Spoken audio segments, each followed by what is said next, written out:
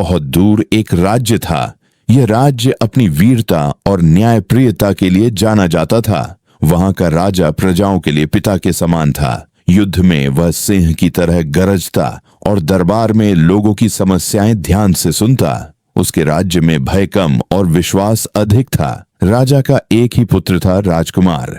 वही उसका वारिस और भविष्य का उत्तराधिकारी था। राजा की सबसे बड़ी चिंता यही थी कि यह एकमात्र पुत्र ही आने वाले समय में सिंहासन संभालेगा। इसीलिए राजा चाहता था कि उसका पुत्र जल्दी विवाह करे, जिससे परिवार और वंश आगे बढ़े। राजा का सारा ध्यान इसी बात पर लगा रहता कि वह पुत्र के लिए योग्य जीवन साथी ढूंढे। राजा का एक ही पुत्र था, वही उसकी आंखों का तारा और राज्य का भविष्य था। राजकुमार युवावस्था में था, उम्र लगभग 202 वर्ष। उसका रूप आकर्षक था, तेजस्वी आंखें, दृढ़ चेहरा और सीधी खड़ी देह जिसमें शौर्य और आत्मविश्वास झलकता था। उसकी शिक्षा पर विशेष ध्यान दिया गया था। युद्ध कला में वह निपुण था। अश्वारोहण, धनुर्विद्या और तलवार चलाने में उसका मुकाबला कठिन था। लेकिन केवल शस्त्र विद्या ही नहीं, शास्त्र विद्या में भी वह प्रवीण था। विद्वानों से संवाद करना उसे प्रिय था और प्रश्न पूछकर वह हर विषय को गहराई से समझता। उसकी सबसे बड़ी विशेषता उसका स्वभाव था। बुद्धिमान होते हुए भी उसमें अभिमान नहीं था। वह प्रजाजनों से सहजता से मिलता, उनकी बातें सुनता और उनकी परेशानियों को समझने का प्रयास करता। यही कारण था कि लोग उसे सिर्फ उत्तराधिकारी नहीं बल्कि अपने भावी संरक्षक के रूप में देखते थे।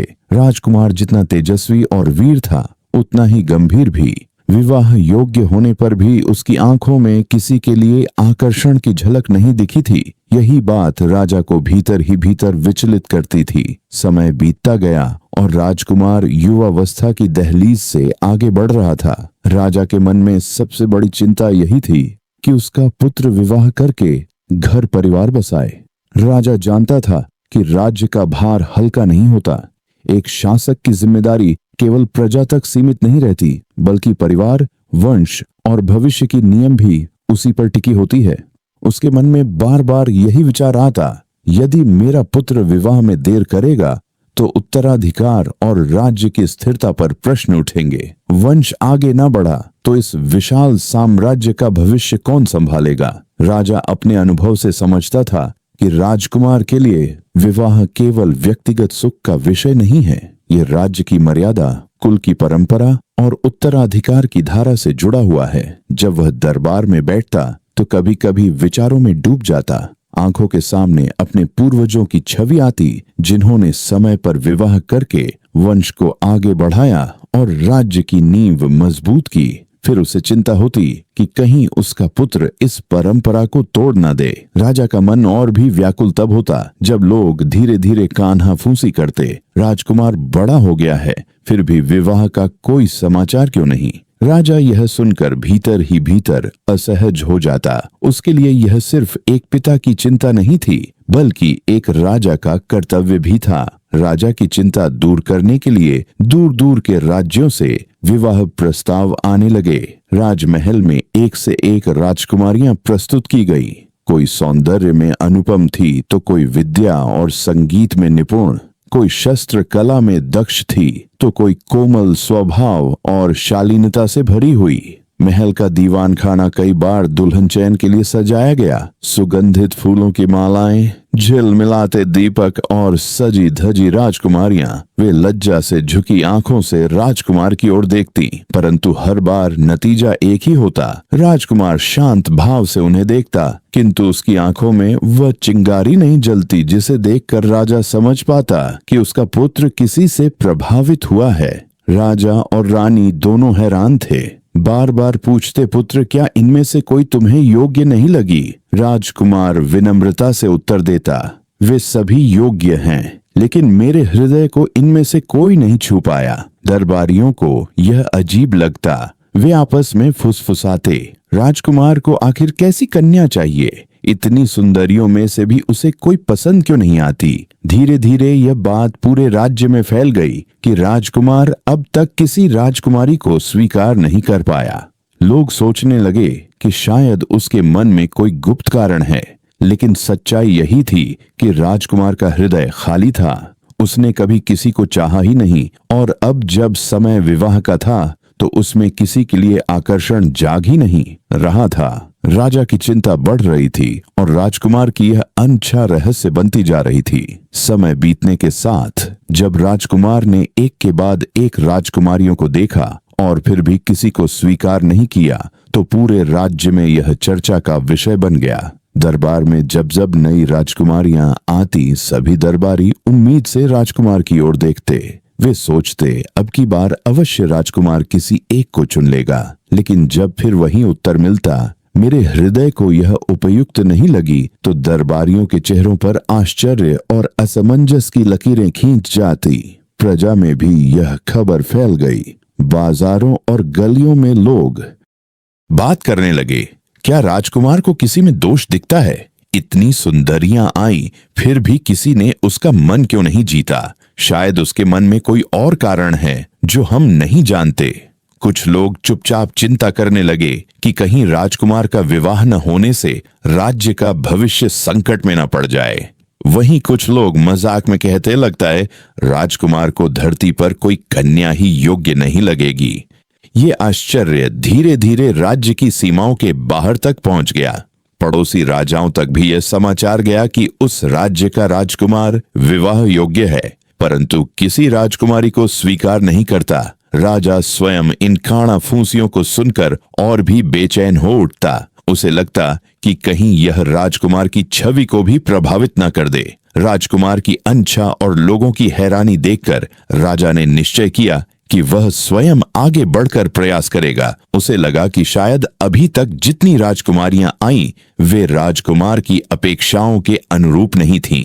यदि वह अपने मित्र राजाओं और पड़ोसी साम्राज्यों से सीधे संपर्क करे तो हो सकता है कि कोई उपयुक्त कन्या मिल जाए। राजा ने अपने संदेश वाहकों को बुलाया और आदेश दिया, जाओ उन सभी राजाओं के पास जिनसे मेरा वर्षों पुराना संबंध है, उन्हें ससम्मान आमंत्रित करो कि वे अपनी पुत्रियों का परिचय लेकर मेरे दरबार में आए। यह विवाह केवल परिवार का नहीं, राज्यों के बीच संबंधों का भी बंधन बनेगा। संदेशवाहक अलग अलग दिशाओं में निकल पड़े। कहीं वे पर्वतों के पार पहुंचे तो कहीं विशाल नदियों को पार कर दूर देशों में गए। राज दरबार के नाम से हर राजा ने इस आमंत्रण को सम्मानपूर्वक स्वीकार किया। कुछ ही समय में महल में दूर दूर से राजाओं का आगमन शुरू हो गया। उनके साथ उनकी पुत्रियां भी आईं, सजी धजी पालकियों में बैठी हुई, सोने चांदी के आभूषणों से अलंकृत राजसी वस्त्रों में चमकती हुई। दरबार बार बार विवाह योग्य कन्याओं के परिचय का मंच बनता। राजा बड़े गर्व से अपने पुत्र को दिखाता और सोचता, अब तो कोई ना कोई उसे अवश्य पसंद आएगी। लेकिन हर प्रस्तुति के बाद वही निराशा। राजकुमार अपनी विनम्रता बनाए रखते हुए सभी से मिल तो लेता, परंतु उसकी आंखों में वह भाव नहीं जगता जो किसी को जीवन संगिनी मानने के लिए होना चाहिए। राजा का प्रयास जितना बढ़ता जा रहा था, उतनी ही उसकी चिंता गहरी होती जा रही थी। एक रात जब महल का सारा वातावरण शांत था, दीपक धीमे धीमे टिमटिमा रहे थे और बाहर आकाश में चांद अपनी चांदनी बिखेर रहा था। राजकुमार गहरी नींद में सोया हुआ था, लेकिन उस नींद में उसे एक विचित्र अनुभव हुआ। एक सपना जो साधारण स्वप्नों जैसा नहीं था। स्वप्न में उसने देखा कि वह एक विशाल उपवन में खड़ा है। चारों ओर फूलों की महक है, हवाएं मंद स्वर में गुनगुना रही हैं और उसके सामने एक प्रकाश की किरण उतर रही है। उस उज्जवल आभा के भीतर धीरे धीरे एक स्त्री आकृति आकार लेने लगी। जब वह आकृति स्पष्ट हुई तो राजकुमार का श्वास रुक सा गया। उसके सामने एक ऐसी कन्या खड़ी थी जिसकी सुंदरता शब्दों में नहीं बांधी जा सकती थी। उसके चेहरे पर दिव्यता थी, आंखें गहरी झील की तरह स्वच्छ और चमकती हुई, केश रात की घटा जैसे लहराते हुए और उसके चारों ओर ऐसा तेज था मानो कोई चांदनी का परिधान ओढ़े हो। वह नृत्य नहीं कर रही थी, ना कोई वाद्य बजा रही थी, फिर भी उसकी उपस्थिति में एक संगीत था जो सीधे हृदय को छू रहा था। राजकुमार ने पहली बार अपने हृदय की धड़कन को इतना तीव्र होते हुए महसूस किया। कन्या उसकी ओर मुस्कुराकर देखती है, मानो कह रही हो, मैं ही तुम्हारी प्रतीक्षा हूँ। लेकिन वह कुछ बोलती नहीं, बस उसकी दृष्टि राजकुमार के भीतर उतर जाती है। इसी क्षण राजकुमार की नींद अचानक टूट जाती है। वह उठ बैठता है, चारों ओर देखता है, कमरे में वही शांति है, वही दीपक की लौ। परंतु उसके मन में एक तूफान उठ चुका था। उसके होठों से धीरे धीरे शब्द निकले। वह कौन थी? इतनी अद्भुत कन्या, क्या यह केवल सपना था या किसी सच्चाई की झलक? उस रात के बाद राजकुमार का जीवन बदल गया। राजकुमार के स्वप्न में प्रकट हुई कन्या का रूप अद्वितीय था। उसका सौंदर्य किसी धरती की स्त्री से अलग, स्वर्ग की अप्सरा जैसा प्रतीत होता था। उसकी आंखें बड़ी बड़ी और गहरी थीं, मानो उनमें अनंत आकाश समाया हो। जब वे आंखें राजकुमार की ओर उठी तो लगा जैसे समय ठहर गया हो और सारी सृष्टि उसकी दृष्टि में समा गई हो। उनमें करुणा भी थी, प्रेम भी और एक रहस्य की गहराई भी। उसके लंबे केश रात की नदियों की तरह बहे जाते थे, जिनमें से एक हल्की सुगंध उठती थी। उन केशों की लहराती छाया उसके चेहरे को और भी मोहक बना रही थी। उसके चारों ओर एक उज्जवल आभा थी, जैसे किसी दीपक की लौ ने उसे घेर रखा हो या जैसे चांदनी उसके अंग अंग से फूट रही हो। यह आभा साधारण नहीं थी। राजकुमार ने स्पष्ट अनुभव किया कि यह सौंदर्य केवल शारीरिक नहीं बल्कि आत्मा की आभा है। उसने जो वस्त्र धारण किए थे वे भी साधारण नहीं लगते थे। वे राजसी और दिव्य थे, जैसे सुनहरे धागों से बुने गए हों। आभूषण उसके शरीर को सजाते नहीं थे बल्कि उसके तेज को और भी निखार रहे थे। राजकुमार उसकी छवि को देखता ही रह गया। उसने सोचा, यदि इस संसार में सच्चा सौंदर्य है तो वह यही मेरे सामने है। ये कोई भ्रम नहीं हो सकता। ये तो वह रूप है जिसकी खोज मेरे हृदय ने अनजाने में हमेशा की है। और जैसे जैसे वह उस रूप को देखता रहा, उसके भीतर यह विश्वास गहराता गया कि उसका जीवन अब उसी कन्या से जुड़ चुका है। सपना टूटने के बाद भी राजकुमार का मन उस स्वप्न लोक में ही अटका रहा। वह उठकर खिड़की के पास गया और चांदनी रात को निहारने लगा, मानो उस कन्या की झलक फिर से कहीं मिल जाए। परंतु सामने बस शांति थी और मौन आकाश। उसका हृदय बेचैन हो उठा। वह स्वयं से प्रश्न करता, क्या यह मात्र स्वप्न था? यदि हाँ, तो मेरे मन पर इतना गहरा असर क्यों पड़ा? कोई साधारण स्वप्न इतनी तीव्र भावनाएं कैसे जगा सकता है? दिन निकलने तक वह उसी रूप, उसी मुस्कान और उसी आभा में खोया रहा। भोजन सामने आता पर स्वाद न लगता। मंत्री और शिक्षक उससे बातें करते पर उसका ध्यान कहीं और रहता। उसकी आंखें बार बार शून्य में टिक जाती, जैसे वह उस अद्भुत रूप को दोबारा देख लेना चाहता हो। धीरे धीरे उसके भीतर एक दृढ़ निश्चय जन्म लेने लगा। उसने स्वयं से कहा, यह कोई सामान्य कल्पना नहीं, ये वही है जिसे नियति ने मेरे लिए चुना है। जब तक मैं उस कन्या को पा न लूं, चैन से नहीं बैठूंगा। चाहे वह इस धरती के किसी कोने में हो या स्वर्ग के किसी द्वार पर, मुझे उसे ढूंढना ही होगा। उसके हृदय में यह भावना इतनी गहरी हो गई कि अब वह किसी और राजकुमारी के नाम पर भी विचार नहीं कर सकता था। जो उसे स्वप्न में दिखी थी वही उसकी नियति थी, वही उसका जीवन साथी। उस दिन से राजकुमार की आंखों में केवल एक ही छवि बस गई, वह रहस्यमयी अद्वितीय रूपवती कन्या, और उसके होठों पर एक ही वचन था, मुझे वही चाहिए, चाहे पूरी दुनिया क्यों ना मेरे विरुद्ध हो। कुछ दिनों तक राजकुमार ने अपने मन की बात किसी से साझा नहीं की। वह भीतर ही भीतर उस रूपवती कन्या के विचारों में डूबा रहा। परंतु जब उसकी व्याकुलता असहनीय हो गई तो एक दिन उसने साहस करके अपने पिता राजा से सब कह डाला। राजकुमार ने विनम्र किंतु दृढ़ स्वर में कहा, पिताश्री, मैंने अनेक राजकुमारियों को देखा परंतु किसी से मेरा मन नहीं जुड़ा। परंतु एक रात मैंने स्वप्न में एक कन्या देखी, वही मेरे लिए बनी है। मैं उसी से विवाह करना चाहता हूँ। यदि विवाह होगा तो केवल उसी से, अन्यथा नहीं। राजा यह सुनकर स्तब्ध रह गया। उसके लिए यह समाचार किसी आघात से कम न था। पहले तो उसने सोचा कि यह क्षणिक आकर्षण होगा, किंतु जब उसने राजकुमार की आंखों में देखा तो वहां असाधारण दृढ़ता थी। राजा ने गंभीर होकर पूछा, पुत्र, स्वप्न में देखी आकृति को तुम यथार्थ कैसे मान सकते हो? सपनों की दुनिया आभासी होती है, उस पर जीवन का इतना बड़ा निर्णय नहीं लिया जाता। परंतु राजकुमार ने अटल स्वर में कहा, पिताश्री, मैं इसे आभास नहीं मानता। ये कोई दिव्य संकेत है। जब तक मैं उस कन्या को ना पालूं, मेरा जीवन अधूरा रहेगा। राजा का हृदय डगमगा गया। एक ओर वह पिता था जो अपने पुत्र की जिद और भावनाओं को अनदेखा नहीं कर सकता था, दूसरी ओर वह राजा भी था जिसे राज्य और वंश की मर्यादा का ध्यान रखना था। वह सोचने लगा, यदि यह सपना केवल भ्रम हुआ तो पुत्र का भविष्य अंधकारमय हो जाएगा, और यदि यह सच हुआ तो उस कन्या को खोज पाना असंभव सा कार्य होगा। उस रात राजा नींद में नहीं जा पाया कि चुप्पी, प्रजा की अपेक्षाएं और पुत्र की जिद, यह तीनों मिलकर उसके हृदय पर बोझ बन गए। वह संकट में पड़ गया था, क्या करें क्या न करें। राजकुमार की जिद और अपनी चिंता को लेकर राजा ने अंततः दरबार बुलाया। राजसभा में मंत्रीगण, ज्योतिषी और विद्वान इकट्ठे हुए।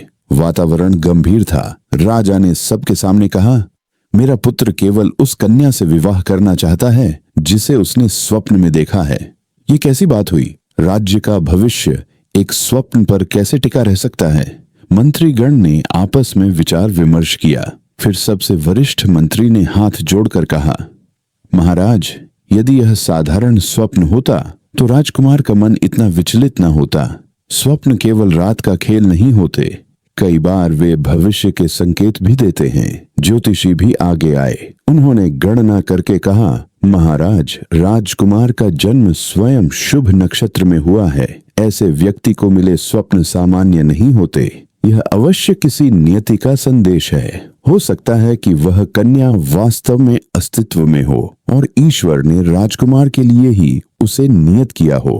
कुछ विद्वान भी बोले, शास्त्रों में उल्लेख है कि दिव्य स्वप्न कभी कभी जीवन की दिशा बदल देते हैं। यदि राजकुमार ने किसी रूपवती कन्या को इतनी स्पष्टता से देखा है तो इसका अर्थ है कि यह संयोग नहीं, भाग्य का आह्वान है। राजा यह सुनकर और भी चिंतित हो गया। एक ओर उसे मंत्रीगण और ज्योतिषियों की बातें विश्वास दिला रही थीं कि यह संकेत है, दूसरी ओर उसके मन में आशंका थी कि अगर यह केवल कल्पना निकली तो राजकुमार का जीवन अधर में लटक जाएगा। राजसभा का वातावरण गंभीर मौन में डूब गया। सभी की निगाहें राजा पर थीं। राजा सोच रहा था, क्या मैं अपने पुत्र के स्वप्न पर विश्वास करूं या इसे उसकी जिद मानकर रोक दूं? यदि यह वास्तव में भाग्य का संकेत है तो उसे अनदेखा करना भारी भूल होगी। राजसभा से लौटने के बाद भी राजकुमार का मन शांत न हुआ। उसका हृदय उसी स्वप्नदर्शिनी कन्या के मोह में डूबा रहा। उसकी आंखों में हर समय वही रूप झलकता, बड़ी बड़ी गहरी आंखें, लंबे केश, तेजस्वी आभा और राजसी वस्त्रों में सुसज्जित छवि। एक दिन राजकुमार ने दृढ़ निश्चय कर दरबार के श्रेष्ठ चित्रकारों को बुलवाया। गंभीर स्वर में उसने आदेश दिया, मैंने अपने स्वप्न में जिस कन्या को देखा है उसी को पाने का प्रण लिया है। तुम सबको उसका चित्र बनाना होगा ताकि यदि वह कहीं इस धरती पर विद्यमान है तो पहचान की जा सके। चित्रकारों ने राजकुमार के वर्णन को ध्यानपूर्वक सुना। राजकुमार ने हर एक बारीकी बताई। आंखें गहरी और मोहक मानो चंद्रमा की रात का उजाला समाये हो, केश काले और लंबे पीठ तक लहराते हुए, मुखमंडल पर ऐसी आभा जैसे भोर की पहली किरण, गले में चमचमाता हार और अंगों पर राजसी आभूषण वस्त्र रेशमी जिन पर सुनहरे धागों की खड़ाई थी। कुशल कलाकारों ने दिन रात मेहनत की और अंततः कन्या का चित्र तैयार हुआ। जब वह चित्र राजकुमार के सामने लाया गया तो उसकी आंखें चमक उठीं। उसने भावुक होकर कहा, हाँ, यही वही रूप है जिसे मैंने अपने स्वप्न में देखा था। यही मेरी प्राण प्रिया है। इसके बाद राजा के आदेश से वह चित्र पूरे राज्य और पड़ोसी राज्यों में भेजा गया। दूतों को यह जिम्मेदारी सौंपी गई कि जहां कहीं भी ऐसी कन्या हो उसे खोजकर समाचार तुरंत महल तक पहुंचाएं। राज्य भर में हलचल मच गई। हर नगर, हर ग्राम में लोग उस चित्र को देखकर विस्मित होते। स्त्रियां उसकी सुंदरता की चर्चा करती और पुरुष कहते, यदि ऐसी रूपवती कन्या सचमुच कहीं है तो वह स्वर्ग से उतरी अप्सरा ही होगी। राजकुमार दिन रात उसी प्रतीक्षा में रहने लगा कि कहीं से यह संदेश आए कि स्वप्न की कन्या वास्तविकता में मिली है। राजकुमार के आदेश पर जब वह अनुपम चित्र नगर नगर, ग्राम ग्राम पहुंचा तो जहां भी लोग उसे देखते विस्मित रह जाते। बाजारों में, चौपालों में, मंदिरों के आंगन में हर जगह उस चित्र की चर्चा होने लगी। स्त्रियां कहती, अरे बहन, देख तो यह कन्या कितनी अनुपम है। यदि वह इस धरती पर है तो निश्चय ही देवी का अवतार होगी। युवक चकित होकर एक दूसरे से कहते, ऐसी रूपवती कन्या तो स्वप्नों में भी दुर्लभ है। राजकुमार भाग्यशाली होगा यदि उसे पा सके। वृद्ध जन भी अपने अनुभव के आधार पर कह उठते, हमने जीवन भर अनेक राजकुमारियों को देखा, पर ऐसा सौंदर्य कभी नहीं देखा। ये साधारण कन्या नहीं हो सकती, इसमें अवश्य कोई रहस्य छिपा है। दरबार में जब चित्र प्रदर्शित किया गया तो मंत्री, सैनिक और विद्वान सभी स्तब्ध रह गए।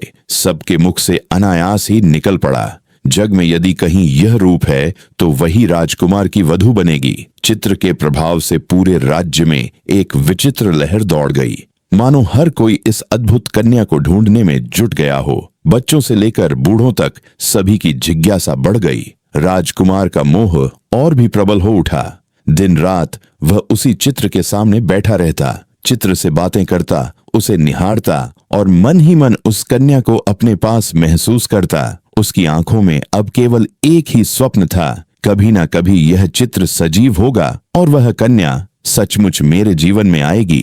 राजकुमार की व्याकुलता और पूरे राज्य में उठी उस अनुपम कन्या की चर्चा ने राजा को गहरी चिंता में डाल दिया। अंततः उन्होंने निश्चय किया कि अब इस रहस्य को सुलझाना ही होगा। राजमहल के विशाल प्रांगण में शंखनाद हुआ। सभी मंत्री, दरबारी और वीर सैनिक उपस्थित हुए। राजा ने गंभीर स्वर में कहा, राजकुमार का हृदय इस चित्र की कन्या में बंध चुका है। यदि केवल स्वप्न है तो भी हमें सत्यता खोजनी होगी, और यदि वह कन्या वास्तव में इस धरती पर है तो हमें उसे ढूंढकर राजकुमार के समक्ष लाना होगा। इसलिए मैं आदेश देता हूँ, राज्य के हर कोने में और राज्य की सीमाओं से परे भी उसकी खोज की जाए। ये सुनते ही पूरा दरबार गूंज उठा। संदेश वाहकों को तुरंत आदेश मिला। घोड़ों पर सवार राजदूत दूर दूर के राज्यों की ओर निकल पड़े। वीर सैनिकों के दल उत्तर, दक्षिण, पूरब और पश्चिम की ओर भेजे गए। कोई पर्वतों की ओर चल पड़ा, कोई रेगिस्तानी मार्ग पर निकल पड़ा, कोई नदियों और समुद्रों के किनारे खोज में जुटा, कोई घने जंगलों और अज्ञात घाटियों की ओर गया। हर दिशा में लोग यह चित्र लेकर घूमते और पूछते, क्या किसी ने इस रूपवती कन्या को देखा है? क्या यह किसी राज्य की राजकुमारी है? क्या यह किसी साधारण परिवार की पुत्री है? गांव गांव, नगर नगर उस चित्र की चर्चा और भी फैल गई। कुछ लोग कहते शायद यह किसी परियों की रानी है, कुछ कहते नहीं, ये अवश्य ही किसी दूर देश की राजकुमारी होगी। राजकुमार दिन रात महल की ऊंची बालकनी से घुड़सवारों और संदेश वाहकों की प्रतीक्षा करता। उसकी आंखों में बेचैनी और दिल में आशा थी, कहीं से कोई शुभ समाचार आएगा, वह कन्या मिलेगी और तभी मेरा जीवन पूर्ण होगा। राजा स्वयं भी प्रार्थना करने लगे कि यह खोज व्यर्थ न जाए, क्योंकि अब उनके पुत्र का जीवन उसी अनदेखी कन्या पर निर्भर हो चुका था। राजा के आदेश के बाद चारों दिशाओं में निकले संदेशवाहक और वीर सैनिक दिन रात उस अद्भुत कन्या की खोज में लगे रहे, परंतु यह मार्ग आसान नहीं था। कुछ दल घने जंगलों में पहुंचे, जहां सूरज की रोशनी भी मुश्किल से धरती तक आती थी। वहां अजीब अजीब जंगली जानवरों से सामना हुआ। कहीं गरजते हुए सिंह मार्ग रोकते, कहीं विषैले नाग पेड़ों की जड़ों से निकलकर रास्ता घेर लेते। कई सैनिक घायल भी हुए, पर किसी ने हार नहीं मानी। दूसरे दल बर्फ से ढके पहाड़ों की ओर बढ़े। ऊंची ऊंची चोटियों पर चढ़ना, बर्फीली आंधियों को झेलना आसान नहीं था। कभी पैरों के नीचे से जमीन खिसक जाती, कभी ठंडी हवाओं में सांस लेना भी मुश्किल हो जाता। कई घोड़े वहां दम तोड़ गए, पर सैनिक पैदल ही आगे बढ़ते रहे। कुछ संदेशवाहक समुद्र पार अजनबी राज्यों और अनजान नगरों तक पहुंचे। वहां की भाषा वे नहीं समझते थे, पर राजकुमार के चित्र को सबको दिखाते और इशारों से पूछते, क्या किसी ने इस रूपवती कन्या को देखा है? कभी उनका मजाक उड़ाया जाता, कभी उन्हें कैदी समझकर रोका भी गया। कुछ जगह उन्हें भोजन और ठहरने की जगह मिली, तो कहीं उन्हें दर दर भटकना पड़ा। लंबी यात्राओं ने सैनिकों को थका डाला। कई महीनों तक खोज जारी रही, परंतु कोई ठोस समाचार नहीं मिला। सैनिक जब राजमहल लौटते तो राजकुमार का चेहरा और भी पीला पड़ जाता। फिर नए दल भेजे जाते, लेकिन कठिनाइयों और असफलताओं के बावजूद सबके दिल में एक ही संकल्प था, जब तक जीवन है इस कन्या की खोज जारी रहेगी। राजा भी कभी कभी व्याकुल होकर कहते, मेरे पुत्र का जीवन इस पर टिका है, चाहे कितनी भी बाधाएं क्यों ना आए, उसे ढूंढना ही होगा। और इसी दृढ़ निश्चय के साथ खोज का अभियान लगातार चलता रहा। कई महीनों की कठिन यात्राओं और असंख्य असफलताओं के बाद एक दिन आशा की किरण प्रकट हुई। पश्चिम दिशा में गए संदेशवाहकों का एक दल एक दूरस्थ राज्य पहुंचा। यह राज्य पहाड़ों और नदियों से घिरा हुआ था, जिसका नाम शायद ही किसी ने पहले सुना था। वहां जब सैनिकों ने राजकुमार का चित्र लोगों को दिखाया तो नगरवासियों की आंखें विस्मय से फैल गईं। वे फुसफुसाते हुए कहने लगे, यह तो हमारी राजकुमारी के समान ही है। क्या यह सचमुच वही है? सैनिकों का हृदय, जो अब तक निराशा से भरा था, अचानक उल्लास से भर उठा। उन्होंने तुरंत राजमहल का मार्ग पकड़ा। राजा से अनुमति लेकर वे उस अद्भुत राजकुमारी से मिलने पहुंचे और जैसे ही उन्होंने उसे देखा, उनके रोंगटे खड़े हो गए। हां, वही था चेहरा, वही रूप, वही आभा जिसे राजकुमार ने अपने स्वप्न में देखा था और जिसका चित्र पूरे राज्य में भेजा गया था। उस कन्या की बड़ी बड़ी आंखों में गहरी शांति थी, जैसे उनमें कोई अनकहा रहस्य छिपा हो। उसका चेहरा चित्र से भी कहीं अधिक जीवंत और मोहक था। ऐसा प्रतीत होता था मानो स्वप्न साकार हो गया हो। वे सब आश्चर्य और आनंद से झुककर बोले, देवी, आप ही वह हैं जिनकी खोज में हमारा राजकुमार व्याकुल है। आपसे मिलने की चाह में वह दिन रात तड़प रहा है। राजकुमारी थोड़ी चौंकी। उसने ध्यान से चित्र को देखा और शांत स्वर में कहा, यह चित्र तो सचमुच मेरे ही रूप का है, परंतु मैंने तो इस युवक को कभी नहीं देखा। न जाने किस शक्ति ने उसे मेरे स्वप्न में पहुंचाया। उसकी वाणी में जिज्ञासा और हल्की सी करुणा झलक रही थी। यह समाचार शीघ्र ही पूरे उस राज्य में फैल गया। लोग कहते, देखो, स्वप्न और यथार्थ का संगम हो गया। दूर देश का राजकुमार और हमारी राजकुमारी एक दूसरे के लिए नियति से बंधे हैं। और इस प्रकार लंबी खोज और संघर्ष के बाद अंततः वह कन्या मिल गई जो राजकुमार के हृदय की धड़कन बन चुकी थी। जब संदेशवाहकों ने राजकुमारी के मिल जाने का समाचार दिया तो पूरे राज्य में हर्ष की लहर दौड़ गई। राजा की आंखों में वर्षों की चिंता के बाद शांति झलकने लगी। राजकुमार का हृदय तो पहले ही उस कन्या को देखे बिना केवल उसके रूप और छवि के कारण प्रेम से भर चुका था। अब जब वह यथार्थ में मिलने वाली थी तो उसकी व्याकुलता और भी बढ़ गई। विशेष दूत और सैनिकों का दल उस दूरस्थ राज्य से राजकुमारी को बड़े सम्मान के साथ लेकर चला। मार्ग में ग्रामवासियों ने फूल बरसाकर उनका अभिनंदन किया। जब वे राजधानी पहुंचे तो महल के द्वार पर स्वयं राजा और राजकुमार खड़े थे। राजकुमार ने जैसे ही राजकुमारी को देखा, उसके हृदय की धड़कनें तेज हो गईं। वह वही रूप था जिसे उसने वर्षों पहले अपने स्वप्न में देखा था। उसकी आंखों में अनायास आंसू आ गए, मानो कोई अधूरी प्यास आज तृप्त हो रही हो। राजा ने दोनों को आशीर्वाद देते हुए कहा, यह मिलन कोई संयोग नहीं, यह तो नियति का संदेश है। आज से तुम दोनों ही इस राज्य की धरोहर हो। कुछ ही दिनों में भव्य राजसी विवाह की तैयारियां शुरू हो गईं। पूरे राज्य को दीपों और फूलों से सजाया गया। नगाड़ों की गूंज, शहनाई की मधुर धुन और नृत्य गान से वातावरण स्वर्ग सा प्रतीत होने लगा। संपूर्ण राजसभा, मंत्री, सैनिक और जनता विवाह समारोह में सम्मिलित हुई। राजकुमार और राजकुमारी ने अग्नि के सम्मुख 7 फेरे लिए। उस समय सभी ने अनुभव किया कि जैसे 2 आत्माएं एक होकर अनंत बंधन में बंध रही हों। विवाह के बाद कई दिनों तक उत्सव और दावतों का दौर चला। राजा को अपने पुत्र के लिए योग्य संगिनी मिलने का सुख था और प्रजा को अपने भविष्य के उत्तराधिकारी को देखकर अपार संतोष हुआ। राजकुमार और राजकुमारी का मिलन प्रेम, विश्वास और नियति की शक्ति का प्रतीक बन गया। उनके जीवन का यह अध्याय राज्य की कथा कहानियों में अमर हो